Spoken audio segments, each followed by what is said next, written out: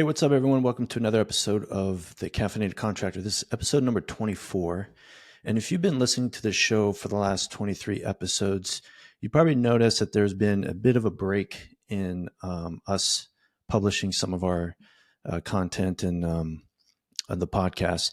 And the reason behind that is that I come to realize as I'm talking to my audience, who my audience is. And so I took a step back to see where the need is and what's the best way forward for this podcast, for the Caffeinated Contractor, and how it can best serve the audience listening to this podcast. And what I found is that there are a lot of people in the trades, contractors, roofers, electricians, pool people, whatever it is, those businesses that are in the trades are listening, and then they're coming up and asking me a bunch of questions about my team, about how I use a remote team in Mexico, how I do SEO on my own, how I'm still doing projects, but yet I still seem to have some free time to do other things, to go what my business coach Trevor Mott says is to go out and find your next big check. And so I've been able to do a lot of those things.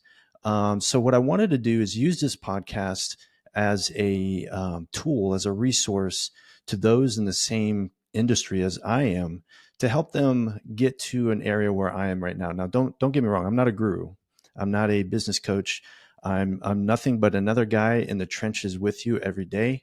And I am just telling you some of the things that I've learned along the way and sharing those with you. And I'm going to share my resources, and you could just leverage my experience, leverage my resources to help better your business as well, and help you gain more time in your day, maybe a lot less stress, or maybe you want to scale your business to a higher level. Now, like I said, I'm not a business coach. I'm not a guru. I'm just another guy in the trenches with you. So let me tell you a little bit about my background. I'm not a construction. Let me say this. I don't have a construction background. I do own and operate a construction business. I'm a general contractor. I'm operating out of Houston, Texas right now, doing some projects in other areas as well, but primarily we're in the Houston area. We do residential remodels. We've done some commercial build outs. We've renovated 10 apartment complexes.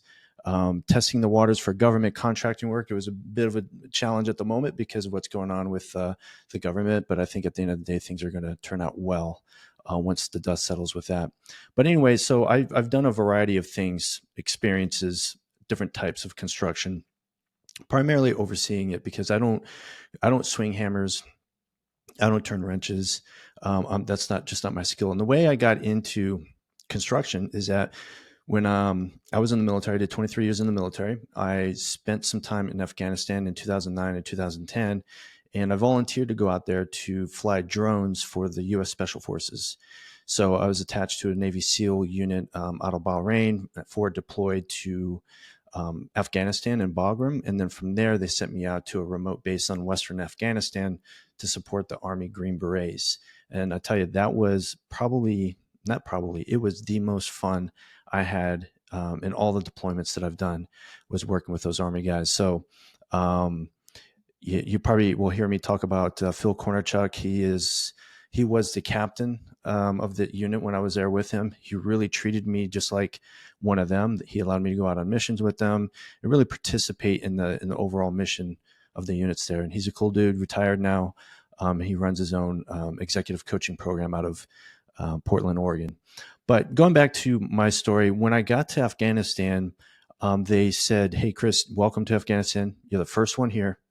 Your site is not built, and you're going to have to build it." And when they told me that, I said, "Well, I don't know anything about construction. How do you expect me to build this operations center if I got zero construction experience?" They said, "Well, we're not sending you home. You're going to learn. Here's the plans. We're going to send out some material to you, and then you're going to hire a bunch of local Afghanis to help put it together." So I was trial by fire, right? In the military, one of the things that we figured out, or what I learned anyway, is you just figure it out. You get into a situation, you don't have the experience, you don't have the expertise, you just figure it out, do the best you can, use the resources the best you can, and do a great job. So, long story short, I learned a lot. I didn't know about electrical. I didn't know the difference between 220, 110, until I plugged my alarm clock into a 220 outlet and it fried my alarm clock. And I said, what did that happen? Well, I learned 220. I didn't know what septic was. Towards the end of our project, one of the design didn't include a bathroom. And so if the team wanted to use the restroom, they had to go, dig a hole somewhere, or they had to drive to the nearest building, which was kind of separated by a gate and everything. It would be a 20-minute, drive there, use the restroom, 20-minute back, takes you away from the operation. So we needed a restroom right there at the location, and there was no porta potties available in Afghanistan. So we took a shipping container, turned it into a restroom. I got some running water that put a tank on top. Firefighters were happy to fill it up for us once a week. And then when I was very excited and patting myself on the back for getting this bathroom, I was having dinner with somebody. He goes, well, what are you going to do about septic? And I said, well, what's septic? I have no idea what that word is. Never heard of it before. And he goes, well, let me put it this way. What happens when you flush the toilet? And I'm like, oh, man, I didn't even think of that. So, we're in Afghanistan. There's no sewer lines or anything like that. So we were fortunate enough to be at a base that was abandoned by the Russians in the 1980s, and they left behind a lot of equipment. And one of the things that they left behind was this big oil drum. It's pretty large. So we dug a big hole, put the oil drum in there, sealed it all up, make sure it wouldn't leak, ran a pipe from the restroom to that big drum, and there's our septic tank. Luckily, there is a nearby base where they had some kind of service where they took out the septic and pumped it out every now and then. But anyway, long story short, we finished the project. We were able to fly operations out of there by the time I left.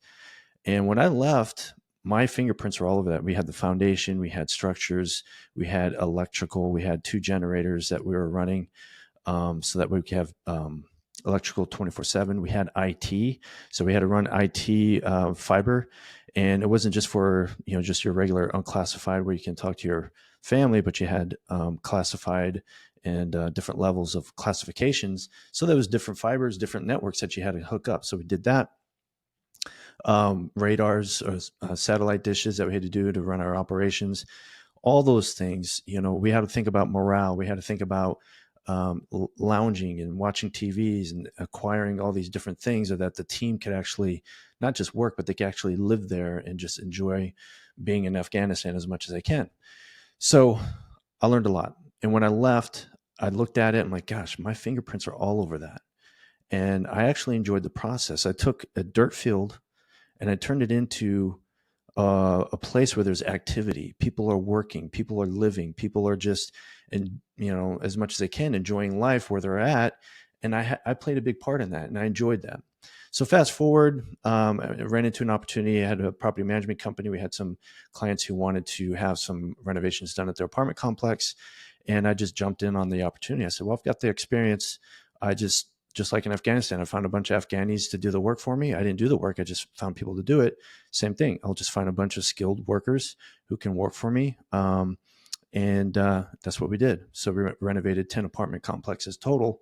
And now we turned into residential, commercial, and now government contracting, trying the government contracting stuff.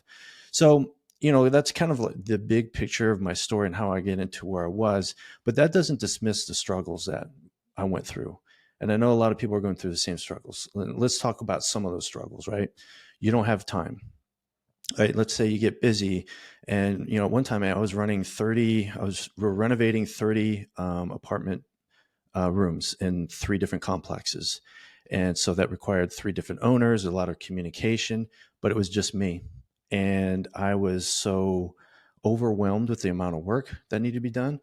And I didn't have time to update everyone what was going on. I just wanted to make sure the job was done correctly, which it was. But the problem was, these investors were out of state, so they needed to know what was going on. I didn't have a software. I didn't have a team. I didn't have anything. It was just me. So what I ended up doing is hiring, and I learned this through my first business coach, Steve Rosenberg, and his business partner, Pete Newbig, on hiring remote team workers out of the country.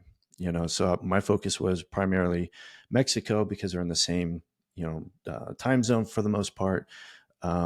they understand the culture a little bit more. A lot of them may have lived in the U.S. or at least visited the U.S. So yeah, I just kind of focused on that country, and I hired my first remote team worker, and it was freeing for me because it freed up a lot of my time. I was able to delegate a lot of the stuff that didn't have to be done on site, some of the stuff that I did not like doing. And then I just coached this new team member and started empowering them to do more, to do more, to do more. And as time went on, my time started to free up a little bit more. But I was still doing things like staying up till 2 o'clock in the morning, doing estimates, and driving all over the place and still being behind on some of the communications. So it was a bit of a frustration. So what I learned as time went on, I started just hiring people in the areas where one, I struggled in, that didn't have to be done on site, and things that I really hated doing and it drained my energy. So fast forward to now, I got a team of four. I've got an operations manager. I've got an executive assistant. I've got a finance manager, and I've got someone who documents all of our processes and our SOPs. And we'll get into all of that in later episodes. But for the most part, for 100%, because of my team, I'm able to step away a little bit more, a lot more actually. And I'm able to do things like this podcast, which is a passion project for me. I make my money on my construction company. I don't make money on here. This is a passion project for me. So it allows me to do things that really bring me energy, which is talking about my team, talking about things like this, right? So they've able to free up a lot of my time.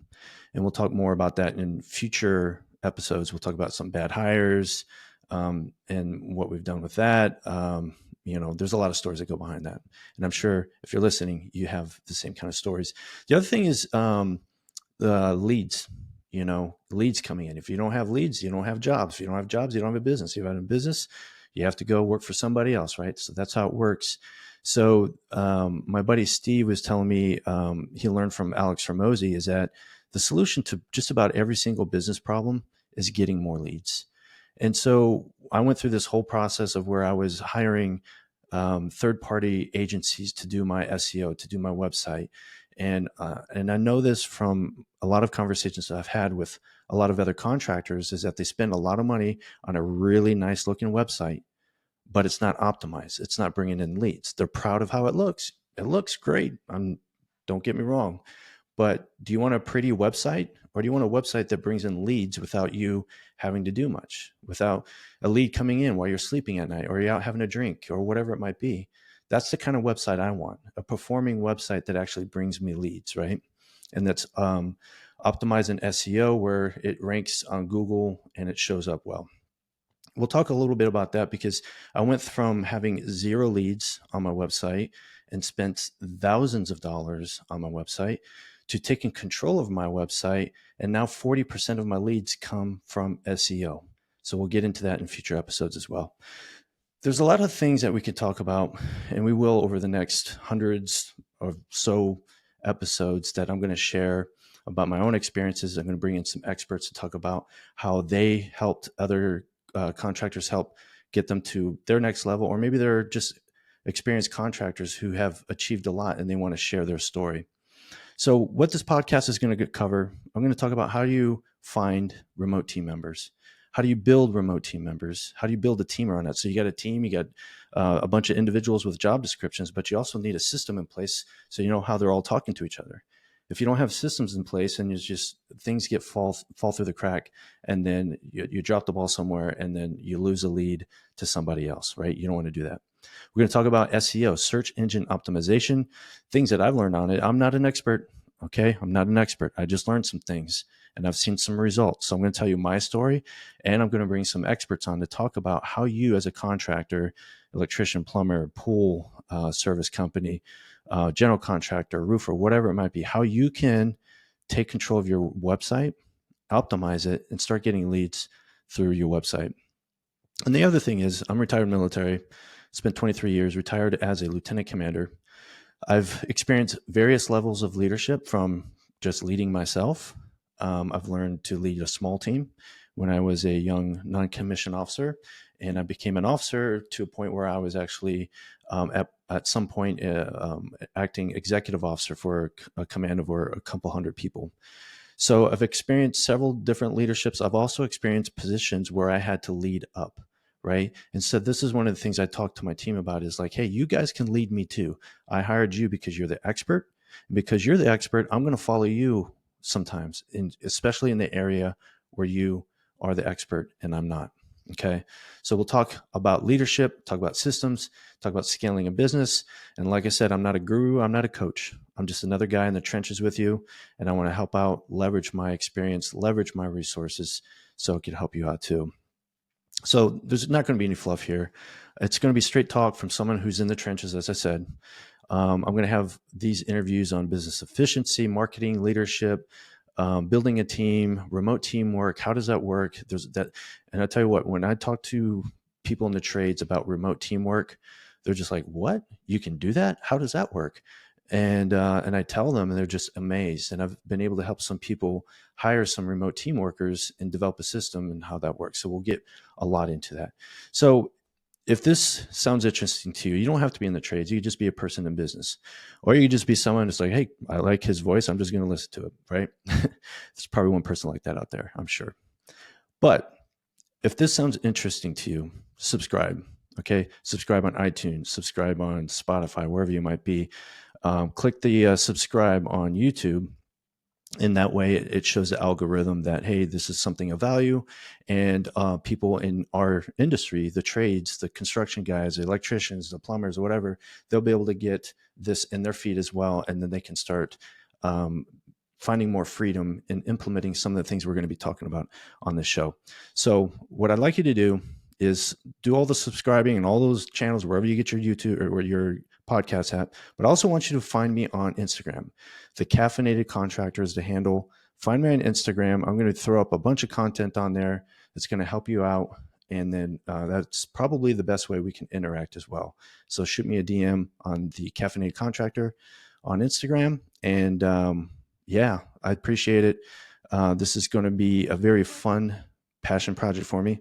And I'm looking forward to several episodes, hundreds of episodes, talking about building teams, building systems, SEO, leadership, and all the things that go around with it. All right, so stay tuned. The next episode is going to be fantastic, guaranteed. All right, thanks.